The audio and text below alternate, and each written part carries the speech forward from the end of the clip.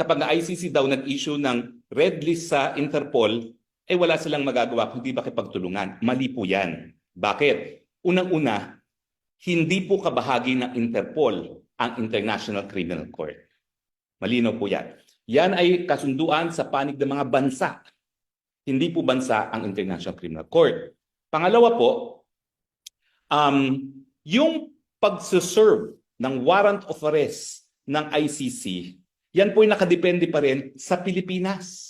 Kasi nga, obligasyon ng mga estado na naging membro ng ICC, kung merong jurisdiction ng ICC, na makipagtulungan, lalong-lalo na sa issue ng yung service of warrants. No? Hindi lang service of warrants or yung pamamagitan para magkaroon ng jurisdiction ang korte sa pagkatao ng isang akusado. So, mali po yan. Kung ang ICC ay mag-i-issue ng warrant of arrest, hindi po yan dadaan sa Interpol. Hindi po yan subject to blue or red notice kasi hindi bansa ang ICC. Yan po ay po pwedeng masilbi lamang dahil may obligasyon ng Estado na naging miyembro o miyembro ng ICC na makipagtulungan.